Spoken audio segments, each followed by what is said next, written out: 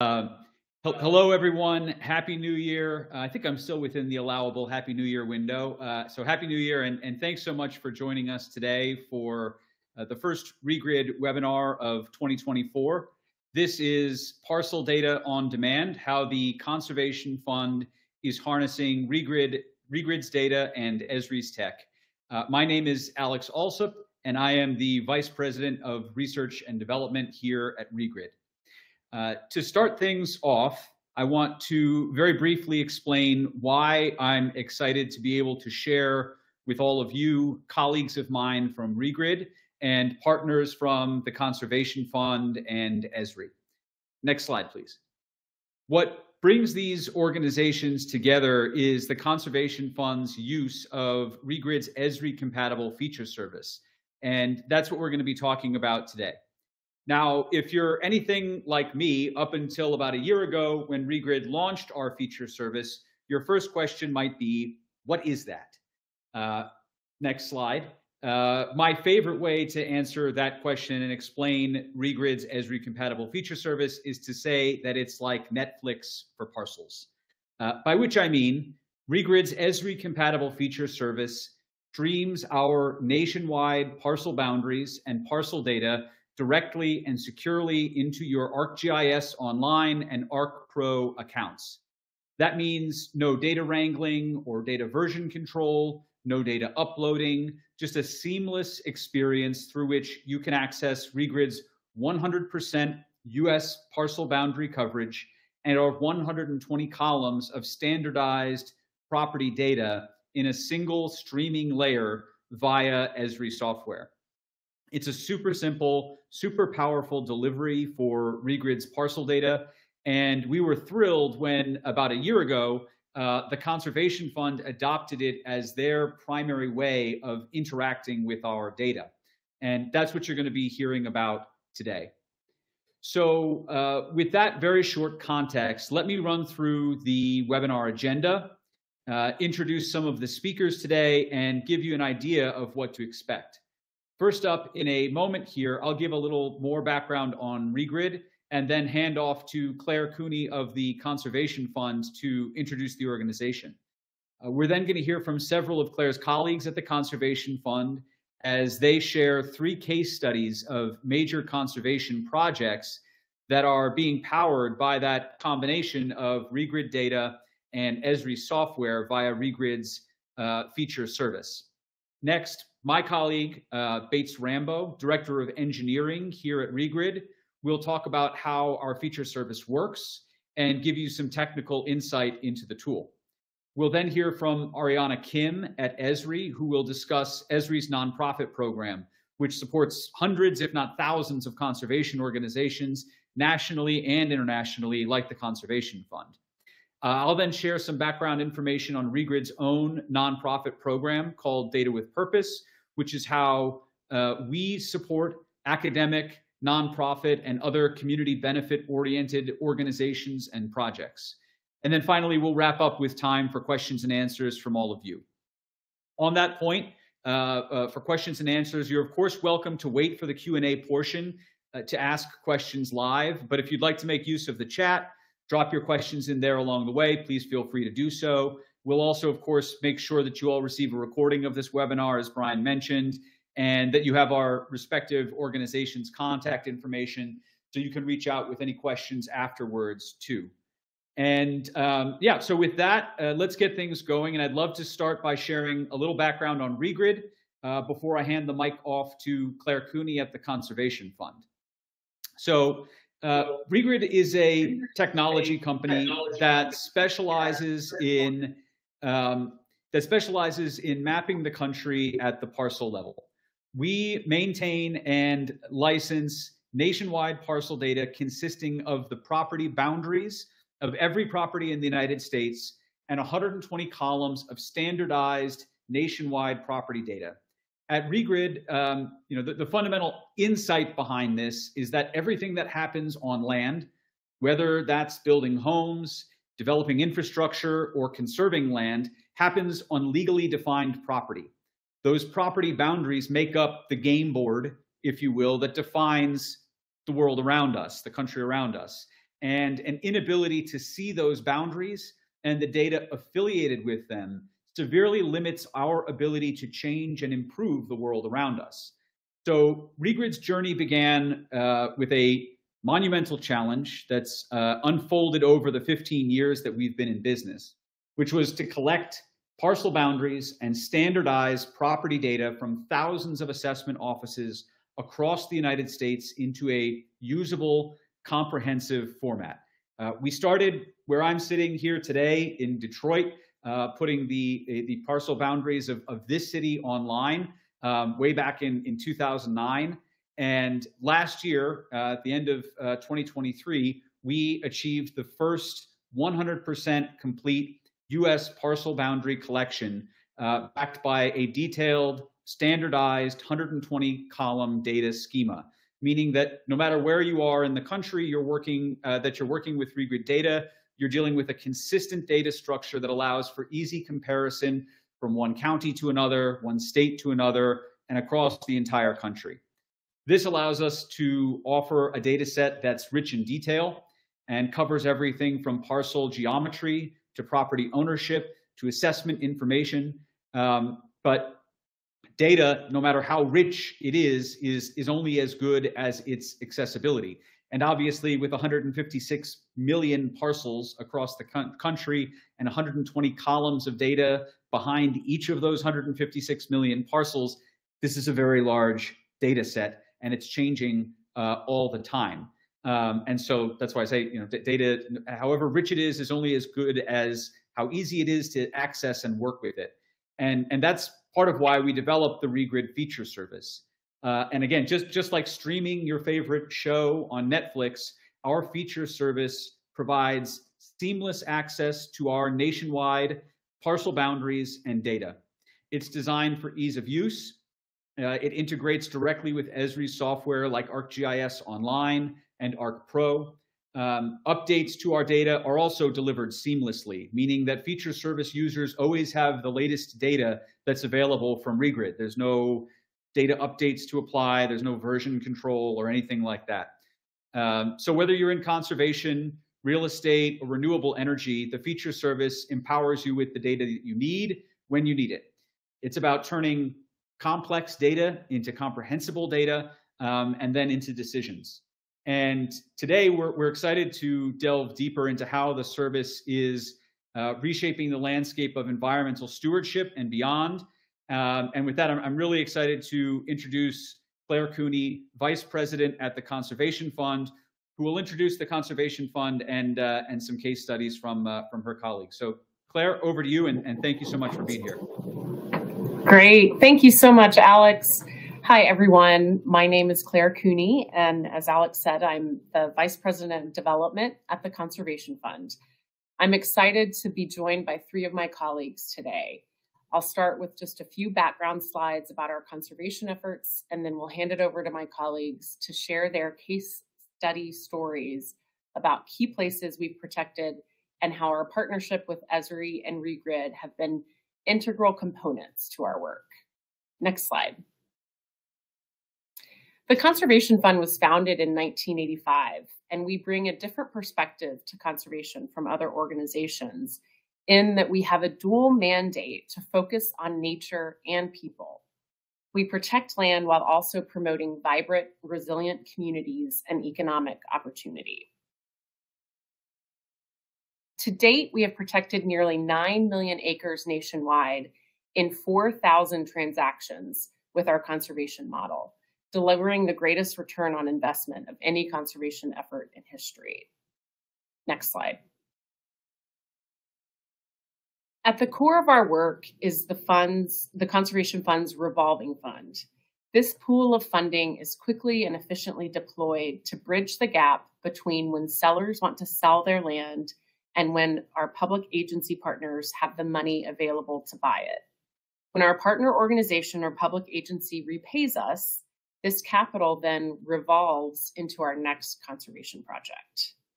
We build enduring partnerships and create new financing tools to protect wildlife habitats, historic and culturally sensitive lands, working lands, farmland and forest land, and natural lands that are at risk of development across the United States. Next slide.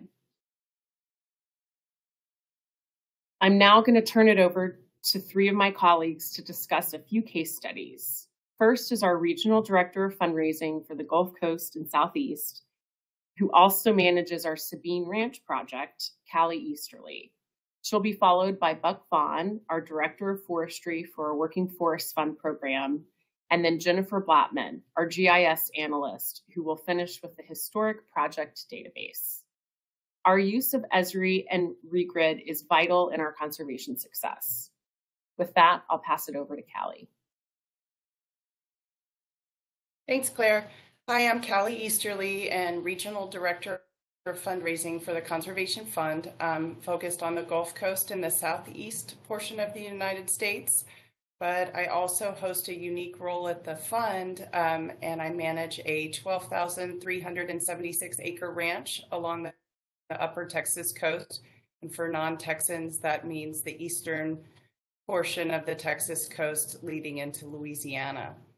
And this project, which we started and purchased in 2016, did not have the software needed for mapping. So we're a little bit behind, but that's where we'll look to you all for some assistance and some guidance and some support. So Sabine Ranch, sorry, next slide.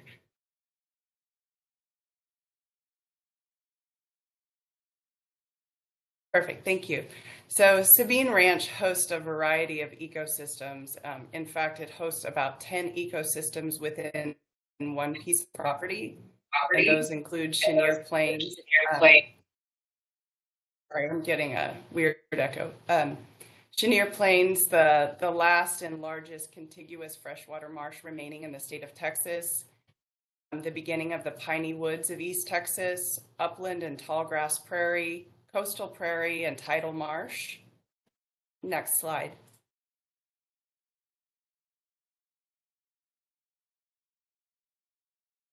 Also featured on Sabine Ranch are a variety of species. We have the state threatened species like the bald eagle and the wood stork. We're located under the central flyway, meaning that we get about 415 neotropical species that rest and stop over and eat at Sabine Ranch during spring migration. We have a variety of waterfowl, including 5 priority waterfowl species that winter here at Sabine Ranch. And we also host the largest population of resident mottled ducks in the nation, as well as being the most eastern portion of the Galveston Bay system, which is the largest and most productive estuary in the state of Texas. Next slide. So this was a development person's dream to say it was the last piece of the puzzle, the last piece of the historic McFadden Ranch that was once 106,000 acres, and the last in terms of being put back into public ownership, meaning either with the state of Texas at Searim State Park, McFadden National Wildlife Refuge, Texas Point National Wildlife Refuge. Next slide. But the biggest benefit of Sabine Ranch, not just species and ecosystem habitat protection, but is the storm surge protection it provides, being along the intracoastal waterway on our southern boundary, being the headwaters to Willow Slough Marsh, but the impacts of sea level rise, storm surge protection, the ability to take water from the north of Sabine during large storm events such as Hurricane Harvey in 2017, and clean the water as it moves across the ranch and move it out into the Gulf of Mexico cleaner than before. But this portion of up the upper Texas coast is part of the Great Texas Coastal Birding Trail. It's just an incredible piece of property, but what we've struggled with is how to tell that story, not just the species story, but the variety of ecosystems, and then the benefits that it provides to all of our oil and gas services in the state of Texas, which are located just about 17 miles to the east. And how do we talk to Houstonians, which are the biggest point of conversation is how do we talk about land protection in terms of flood reduction and flood abatement. So looking ahead, this is where we will utilize the new software and the relationship with Esri and Regrid to help tell the story and the bigger picture of the story, and how we'll tell property stories going forward that have such a unique and multitude of value in terms of species and habitat. And I will turn it over to Buck Vaughan, who is our Director of Forestry at the Conservation Fund. Thank you, Callie. Good morning or good afternoon. I am the Director of Forestry for the Working Forest Fund, which is a program of the Conservation Fund. Next slide, please.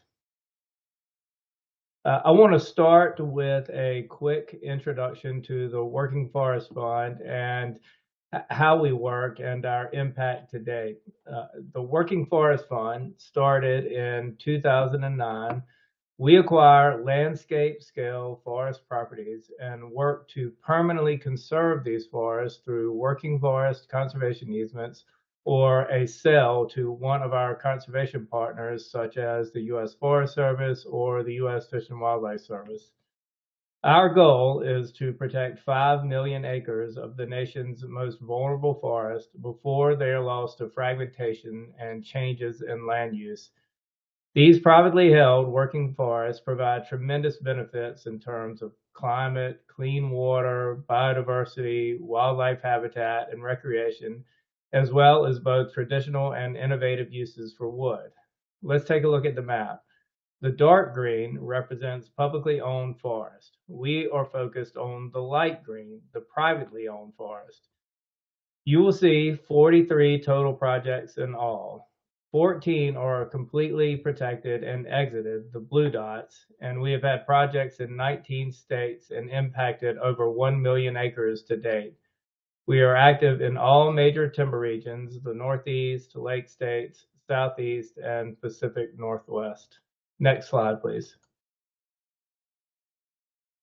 We measure the impact of our work not only in acres, but in other key indicators such as economic impact, carbon sequestered in our forest, jobs sustained through forestry and recreation, and habitat protected like rivers, streams, and wetlands.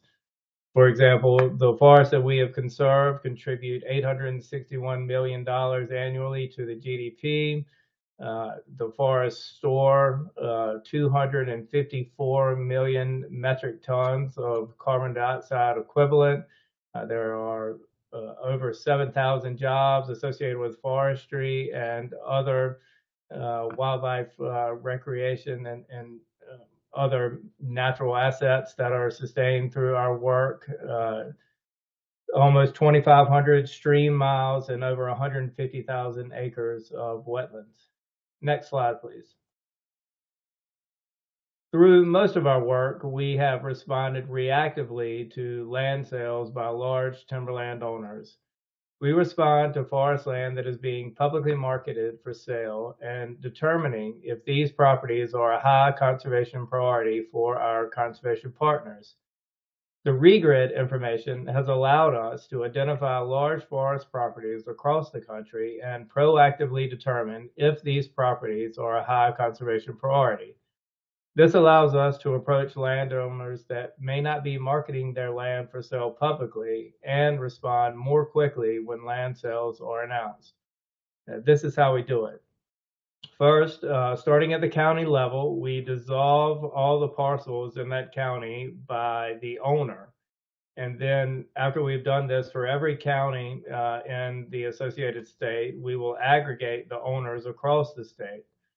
We eliminate ownerships that are less than 5,000 acres. And then to be sure that these are in fact forested properties, we cross-reference this layer with the cropland data layer provided by USDA and eliminate ownerships that have less than 75% forest cover.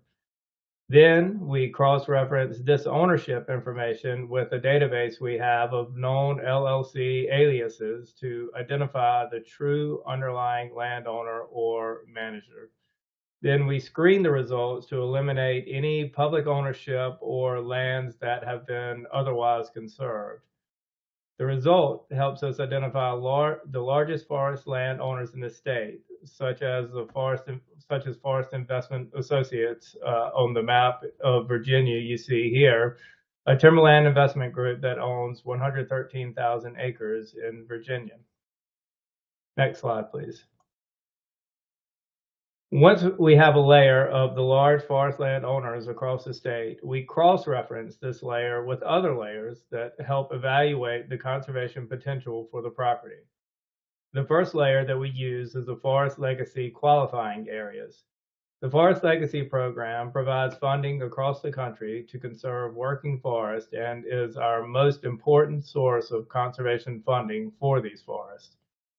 After intersecting our ownership layer with the Forest Legacy Qualifying Areas, we can determine that of the 114,000 acres owned by FIA, about 84,000 of those acres occur within Forest Legacy Qualifying Areas. Next slide, please. We also use other layers to evaluate conservation priorities, such as the Nature Conservancy's Resilient and Connected Landscapes. The combination of ownership and other layers has vastly improved our ability to identify important forest landscapes across the country. And now I will hand it off to my colleague, Jennifer Blattman, to talk about our historic project database. Thank you, Buck. So as we've seen, not only do we use the Regrid Feature Service for our current conservation projects, but we also use it for forest acquisition and analysis, and for creating spatial data for our past projects. My name is Jennifer, and I'm going to be talking to you today about how we've been using Esri's, Regrid's Feature Service and Esri's ArcGIS Online to create and maintain our historic project database. Next slide, please. As Clara mentioned earlier, we've protected approximately 9 million acres of land and completed over 4,000 projects since 1985. Unfortunately, we lack spatial data for most of those projects, or at least we did up until recently. Before 2023, we had approximate locations and XY coordinates to show where our projects were on a map. We did not have a central data layer that had both the spatial location and basic project information that was consistent for all of our projects. We had staff that had spatial data, but it was saved in different formats across the organization, and it wasn't necessarily usable or easy to do an analysis with this data. So as part of our initiative to advance the GIS within our organization, we determined that we needed to create this historic project database. Next slide, please. So in early 2023, we created a geodatabase to save our historic data. The GIS users within the fund combined the project that they initially had saved into the geodatabase. However, this was not the majority of our projects. And so we began identifying the location of our past projects using old maps, hard copy maps, electronic maps, legal descriptions, deeds, any information that we had saved about the project in the past to locate where the actual project was. And then we've been using Regrid's Feature Service to select that location, the spatial location, and add it to the geodatabase. Then we add our own project information at TCF to that, and it's saved all in one layer, and it's hosted on ArcGIS Online. Next slide, please. We've compiled over a third of our projects since the beginning of 2023, and now our project data is all in one layer, and it's accessible through ArcPro for our GIS users within the fund, but also in multiple Esri applications for the other staff. If we now have this web map, you can see on the slide where it was just dots. Now you zoom in, you can see the actual project location, and you can click on that project, and there's a pop-up that has basic information about that project. That's for our more non-users within the organization. the people who actually use it in Arc Pro, we can now pull it in through the portal. We have it in our GIS team group. It's simply in the catalog. You click on it and it's in your project for use. Now we can use it for mapping, analysis, and calculating metrics. Next slide, please. So I'd like to take a little closer look at how using the feature service in ArcGIS Online has simplified our workflow and created a more efficient way for us to save, manage, and share our data, which in turn allows us to do the important conservation work that Callie and Buck talked about earlier. So the tax parcel layer is hosted and served by Regrid, which means it's hosted on their cloud. So we no longer have to save and maintain our parcel data internally. So no, I don't remember how many terabytes of data in our SharePoint, no time-consuming downloads.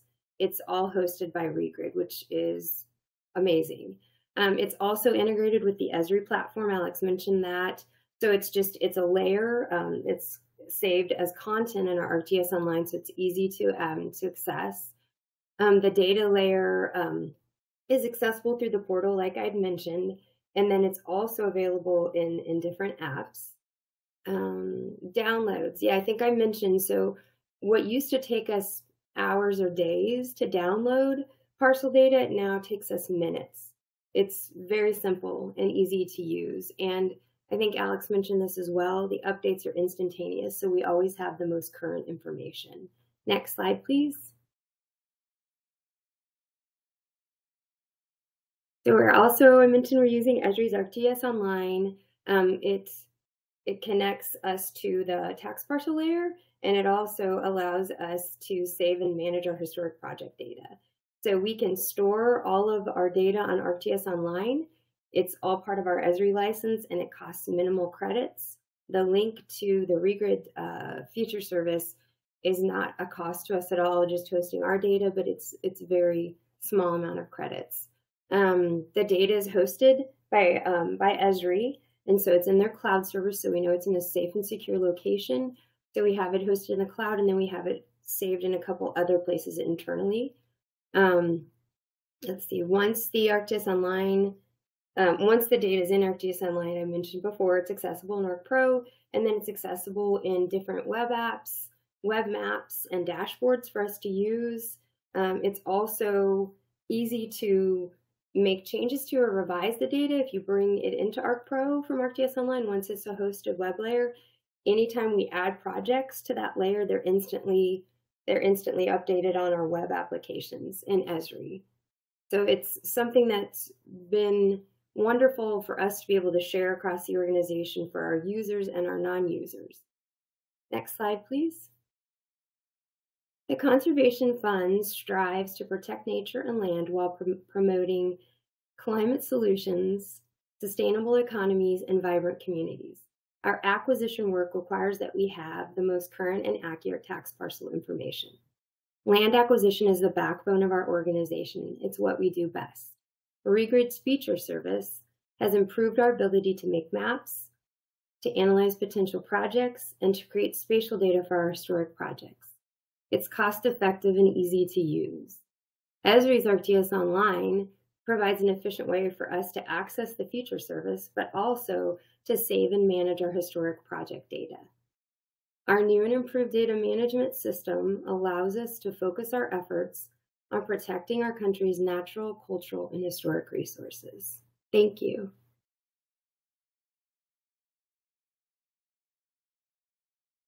Jennifer, thank you so much, and thank you to everybody at the Conservation Fund for sharing those case studies and some background on your incredible work. And I want to just introduce and invite my colleague Bates Rambow, Director of Engineering, who's going to give a little technical background on Regrid's feature service. Bates, take it away. Hey, thanks, Alex. I'm Bates Rambow. I'm the engineering manager at Regrid, and I'm very happy to talk about our feature service. Excuse me. Just want to say thank you to the folks at Conservation Fund. I love seeing those examples. It's just great to see Regrid's data used in these situations, and I think you guys really highlighted some of the use cases of why we put wanted to make this feature service and what a feature service can really, excel at. You can go to the next slide, please. So, I assume some people on this call do know what a feature service is, but there may be some of us here that don't. So the Esri Feature Service is a specification for a REST API, application programming interface. And Esri has done a great job of designing over the years a well-defined API specification that works with spatial data, geospatial data, and delivers it back and forth, and just has tons of endpoints for various things you can do with it, all through web URLs, things that you can put into your browser's URL bar essentially, and you can manipulate, filter, and search through this data. They've also put together obviously some great GIS software, ArcGIS Online, ArcGIS Pro, various other apps that all just make it super easy to work with these REST, this feature service API. So from Regrid's perspective, we're a company that has a lot of parcel data, and this is existing. And one of the key things behind why to build a feature service and deliver our data as a feature service is we want to put the data in the hands of GIS users, people that use this data, and want to get it to them quickly. We've long been delivering bulk data files in various geospatial formats, but for some of our users that want to do certain things, look across, those files are delivered county by county. So it can get pretty unwieldy, even trying to work at a state level. If you want to do some analysis or things at that data, you kind of have to have a pipeline integration for how to merge all those data sets together, but also how to keep them up to date, because we do update our data. A feature service really puts that burden on Regrid. We do that, and you guys just get a nice URL that you can plug in to your various GIS programs. I think simplifying use just puts this parcel data, and that's our goal, is to just put this parcel data in the hands of more people, because you can do so many great things with it. The feature service is so good at, you can go to the next slide. The feature service excels at certain things, and some of those are displaying, viewing, and kind of querying the data across our traditional county boundaries. And like that working forest project kind of showed, like after some work, we're talking about, we want to analyze ownership across a state, and the feature service can really be a good foundation to get started at that sort of analysis much quicker than several bulk files. I mean, our database, our parcel data, plus all of our other matched data sets, they total a couple terabytes of data, depending on what format you're dealing with and everything. To be able to get that as just a URL is something that really people would have only dreamed of just a few years ago.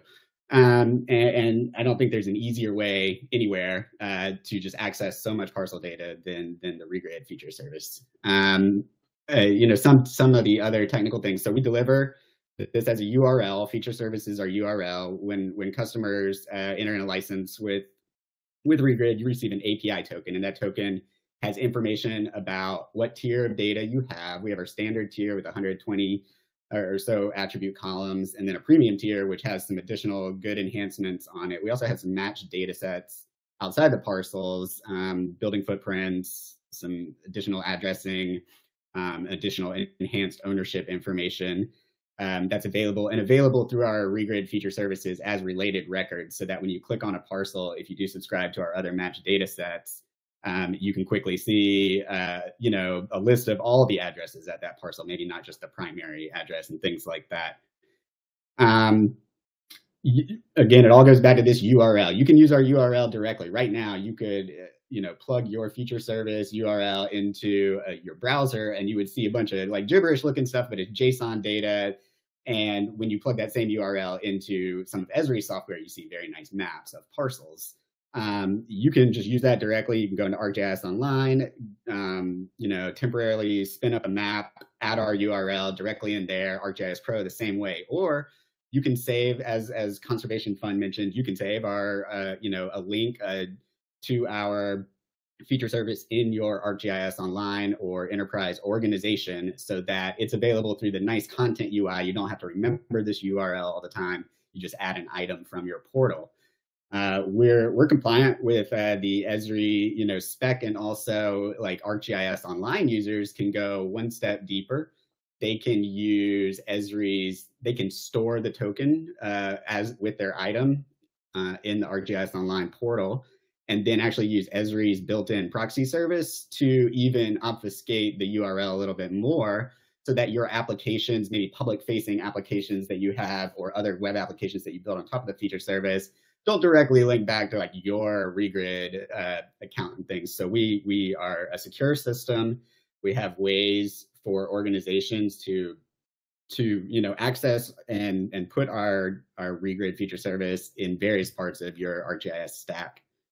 And then something that's not on here, but I just do like to talk about, our support site, support.regrid.com, has a list of best practices for working with the feature service. Feature services are great. They're very compatible with all the Esri type stuff. You can apply definition queries through the interfaces in ArcGIS Pro and so on. But a lot of that stuff can also be done by formatting your URLs in certain ways. You can do things with the Esri feature service that are a little bit more difficult to do with our bulk data or other things, in that you can whitelist the columns that you want back, for example. We send 120 data attributes by default. That's a lot of data going back and forth over the internet all the time. If your analysis project only deals with ownership, or only deals with land use, you may only want to get the geometries plus those ownership columns back. And you can do that kind of thing with the feature service. It's just really such a versatile tool. Next slide, please. So we have done a lot to get the feature service to this pretty performant, service that we feel really good about, and we love seeing our partners have a lot of success with it. But we're not going to stop with that. We do have some more layers coming in the pipeline, a few this year, and then we are always looking at just how do we improve performance. It's not just putting resources in, but tune this thing so that it does what you guys need it to do. We want to work closely with our users, like Conservation Fund, to talk about your use cases and figure out how we can optimize this thing so that the people out there making decisions about land use and land in general have efficient tools. And that's what we're here for. And that's the end of my section. So thank you very much. Thank you, Bates. Thanks very much. And I want to introduce Arianna Kim, nonprofit account executive at Esri, to talk about her work with GIS for nonprofits. Arianna, please go ahead.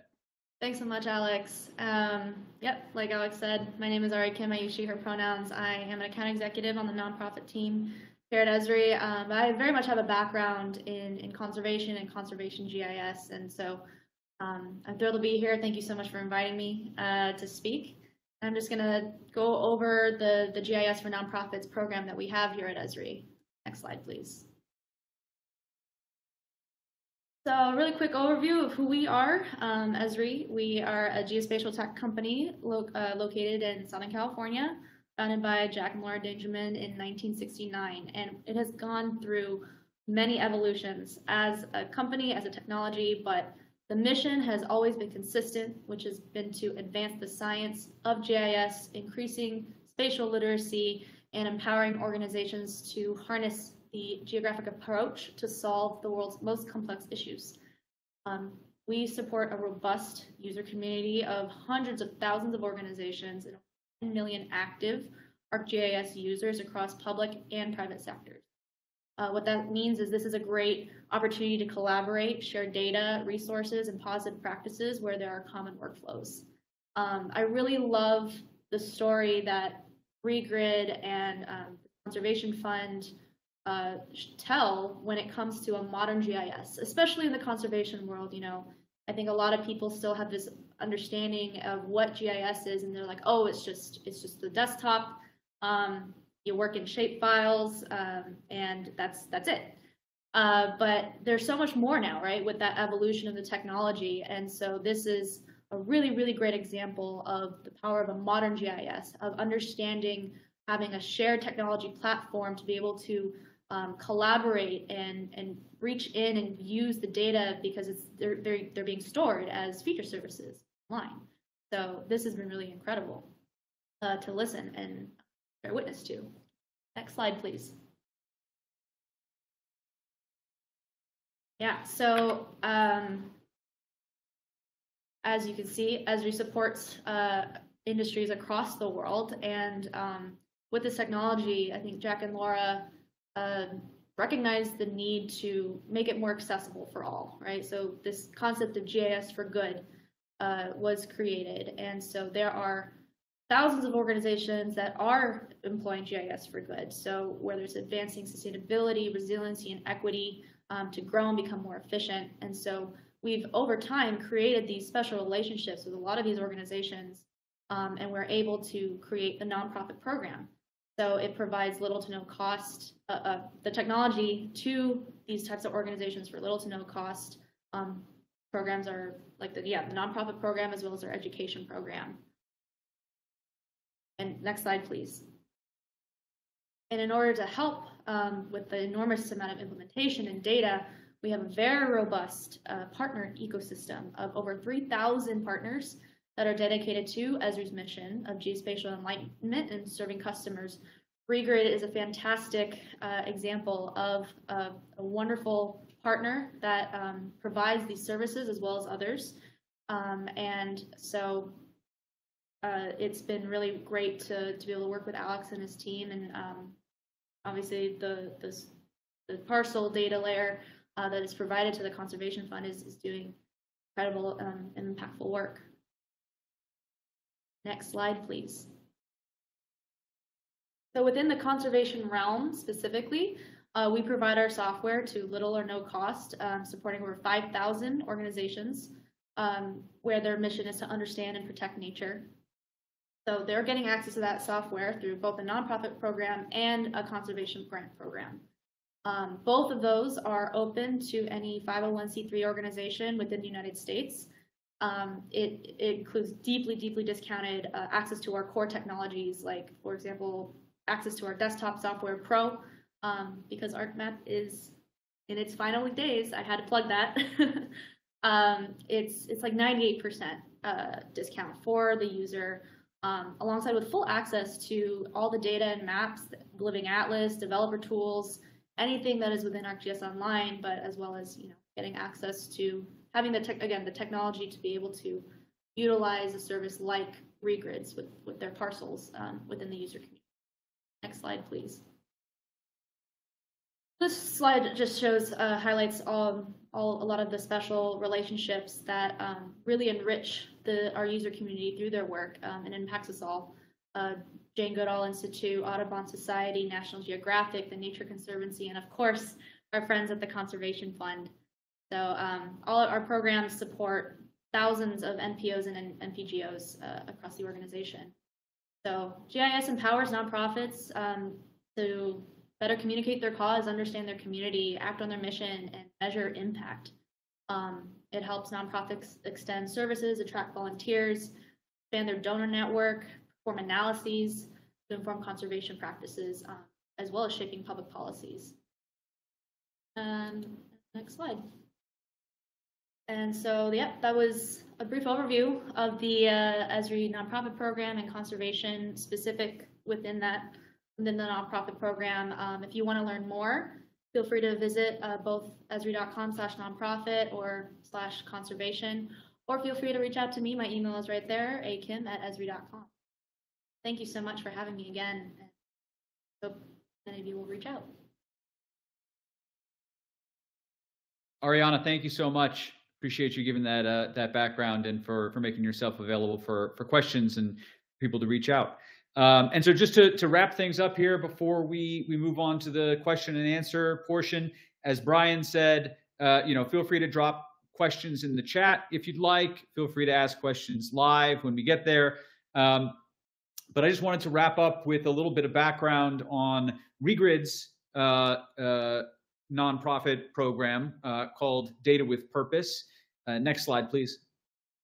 And this is very much sort of a spiritual partner to the nonprofit program that Esri has and the conservation work that Arianna leads within that nonprofit program. And it's our sort of way of making our data, Regrid's nationwide parcel data, available to researchers, to academics, nonprofits, community organizations, block clubs, really at any scale, whether people are looking for local data within their city or like the Conservation Fund, looking for nationwide data and fairly robust tools for analysis and decision support. We started Data with Purpose in the first quarter of 2022. We have about 75 Data with Purpose partners. We provided $2.2 million in discounts to our partners through the Data with Purpose program. And we know that there's a huge overlap between the Data with Purpose partner ecosystem and Esri users as well. 70% of Data with Purpose partners are either using our Esri compatible feature service or are bringing our data into Esri software. It's very easy to apply to Data with Purpose. The application's online, regrid.com/purpose. The URL is right there. Applications are open all the time. They come directly to me. I typically get back to people within a day or two of receiving them. I get back as soon as I can. And you can also just feel free to email me directly. It's important to us at Regrid that it's easy for people to get in touch with us, to get questions answered. And so please don't hesitate to reach out directly. I'm always happy to talk about these things and share more information. Next slide. And just to give you a little bit of a sense of who we work with through the Data with Purpose program, a lot of university projects, a lot of academics who are looking for data for particular programs or projects that they're working on. Conservation is a very large area for us as well. About 20% of Data with Purpose partners are working in conservation. Of course, housing, which is my primary background. I've spent years working on housing issues, primarily in Detroit, and so I always love talking housing as well. If anybody out there, needs parcel data for housing, I'm always up for a conversation. Feel free to drop me a line. All kinds of climate change oriented research and work, disaster response, community organizations at the block club level. We really try to serve a full spectrum of organization sizes and needs with our Parcel Data and the Data with Purpose program. Next slide. And just a few of the conservation organizations that we support across the country. We know the Regrid's data is supporting tens of millions of acres of land conservation with organizations like the Conservation Fund, which we love and we're really excited about. And just so glad to see the data being used for these purposes. And with that, we move on to the last slide there, Brian. But want to thank everybody so much for joining the webinar today. To my colleagues at Regrid, the Conservation Fund, Esri, thank you all so much for participating in this. Hope it's been helpful to the folks that are here.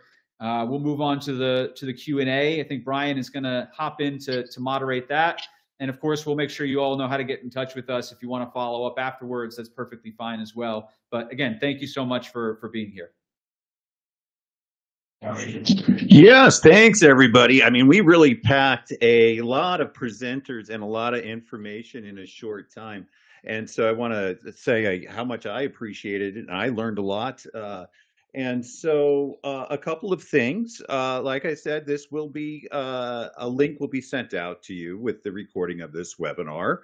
Also, if you do have questions that we don't address here, you can always reach out to parcels@regrid.com. That's parcels@regrid.com. And we'll make sure that your questions are answered by the right team as well. It appears that we have one question in the chat as of right now, and it says, this is from Gary. Says this appears to focus on parcel ownership. That's correct. But what about land conditions? Does Regrid track reliction or accretion at lakes and rivers? I think Alex or Bates, any feedback on this? I have to. Oh, please go ahead, Bates. Sorry, didn't mean to cut you off. Yeah, I was going to say. I mean, yeah, the use cases here certainly focus on ownership, as we said. They're in our standard schema. We have 120 different attributes. Many are related to things like land use, zoning, flood zone, things like that, specific activities on a parcel related to other environmental things like river shores or wetland locations are not like a core part of the regrid attributes, at this time or anything. It's mostly things that you're going to find on like your county assessor's GIS system related to ownership, addresses, the site's address, but a lot of good information about land uses, the descriptions of different categorizations of land uses. That's one area that we've been working on a lot over the last year, and an area that can power a lot of land-based analysis.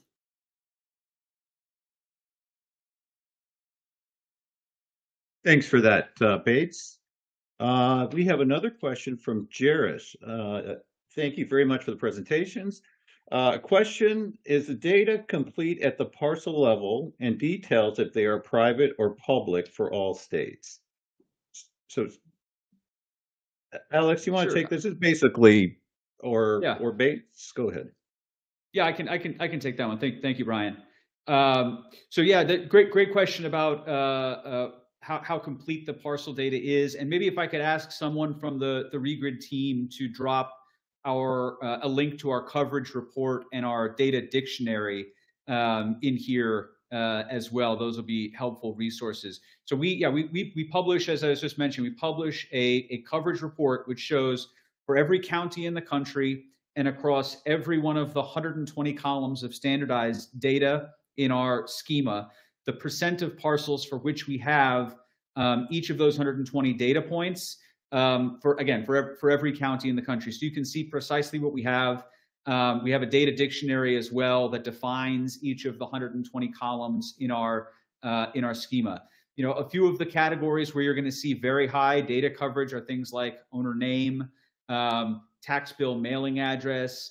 We do have data that we integrate from some third-party sources like U.S. Postal Service vacancy data, which has, again, very high coverage.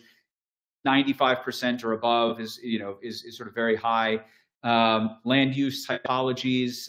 We use a American Planning Association developed framework for classifying land use typologies called LBCS classifications.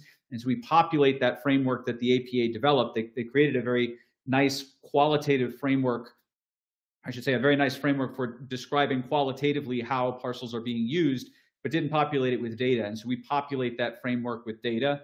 But again, you'll be able to see exactly what we have nationwide in our coverage report and data dictionary. And if there are things that you're looking for in particular, have questions about, again, just feel free to let us know. Happy to get into deeper detail there. Thanks, Alex. We have some questions in our Q&A section. And the first question is, the Regrid Feature Service only available as a nationwide data set, or are there other options such as statewide, countywide offerings? Currently, it is only available as a nationwide data set. That said, it is on our roadmap to look at licensing it out, potentially in other groupings there. But even if you have just the nationwide data set, you can always work with, through definition queries and things, just a state at a time. You don't always have to load the entire data set. Some of the stuff that I was talking about in my part about how you can kind of reduce the amount of data that you're asking for. Right, that we often encourage folks using our Regrid Feature Service to apply these sorts of definition queries by a state, or maybe even like a handful of counties that you're working in at a time. But currently, only one availability is nationwide data set. Got it. Thank you. Now we have two questions that are related here. Does the historic project database data join directly to the Regrid Feature Service and ArcGIS Online? That's the first one.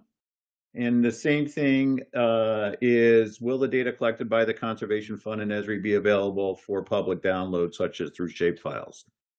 So I think that those relate to each other. So I'm not sure if this is a question for Who is the best person to answer this question? I can Feel free answer to that. jump in. Could you repeat the first part? I'm sorry, and I can't see it on my screen. Yeah, let's do the first. Let's take them out. Does the historic project database data join directly in the Regrid Feature Service in ArcGIS Online? Okay, no, they're both stored in our ArcGIS Online. So they are both considered content in ArcGIS Online, but they are two separate, I guess, two separate layers. And we have. Now, yeah, go ahead. Go ahead. Go ahead. Are you done with answering that question? Or I think so. Yeah. Okay. Would data collected by the Conservation Fund and Esri be available in public download, such as through shapefiles? Not at this point in time. It's going to take us a while to compile all of the data, and then at some point I think the goal would be to have a web map or an application where people could have access to the data that way, to be able to see the projects and get basic information about those projects. Perfect. Well, folks, I think we have one question here that's for Bates that I'm going to take offline from Daween. He'll be able to answer that offline. I want to thank everybody. We are right at almost at the top of the hour. So this was a perfectly timed webinar, but also I hope it was perfection in terms of you getting the data that you wanted to hear and getting some time with our expert presenters. I want to thank everybody for joining us. I want to thank our presenters, and I want everybody to have a safe, happy, healthy rest of the week and weekend. Thank you so much for joining us today. Thanks, everyone.